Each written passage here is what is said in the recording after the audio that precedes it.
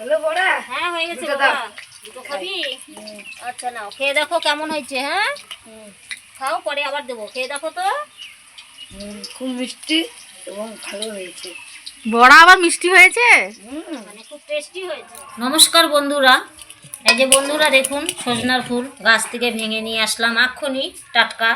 এই সজনার ফুল দিয়ে আজকে আমি একটা বড়া করব। বন্ধুরা সজনার পাতা আমি ধুয়ে এই যে বড়া করব, তার জন্য ধুয়ে আমি গামলায় নিয়ে নিয়েছি। দেখুন যা যা লাগে আমি এখন আপনাদের সামনে তুলে ধরবো, কী কী দেবো। দিয়ে দিচ্ছি কুচনো পেঁয়াজ, সঙ্গে সঙ্গে দিয়ে দিচ্ছি কাঁচা লঙ্কা কুচি, দিয়ে দিচ্ছি বেসন, সঙ্গে চালের গুঁড়োগুলো দিয়ে দিলাম দেখুন। তারপর দিয়ে দিচ্ছি আমি লবণ, তারপর সঙ্গে দিয়ে দিচ্ছি হলুদ গুঁড়ো, সঙ্গে পরিমাণে একটু কালো জিরে। এখন ভালো করে মেখে নেব।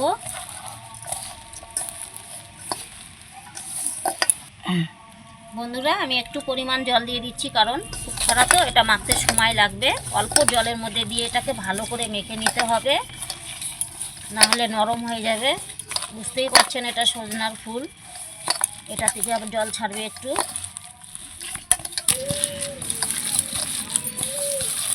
বন্ধুরা দেখুন আমি কত সুন্দর করে মেখে নিচ্ছি, এটা খুব সুন্দর করে মাখা হয়ে গেছে। পরিমাণ জল খুব কম দিতে হবে, সজনা ফুল থেকে তো জল বের হয়, সেই কারণে দেখুন এই যে আমার মাখাটা কত সুন্দর হয়ে গেছে।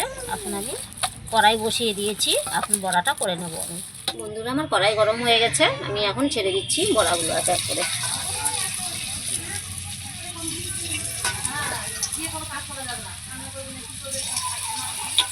আমার এক সাইড ভাজা হয়ে গেছে, আমি এগুলোকে উল্টিয়ে নিচ্ছি।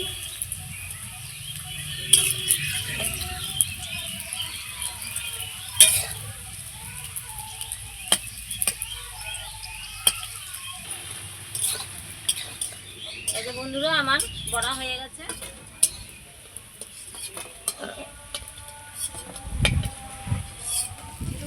হ্যাঁ হলো বড়া? হ্যাঁ হয়ে গেছে দুটো বাবা। দাও।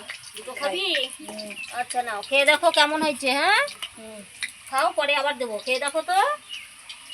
খুব মিষ্টি এবং ভালো হয়েছে। বড়া আবার মিষ্টি হয়েছে। মানে খুব টেস্টি হয়েছে। ওকে বলতে কাটছিলাম আচ্ছা কিন্তু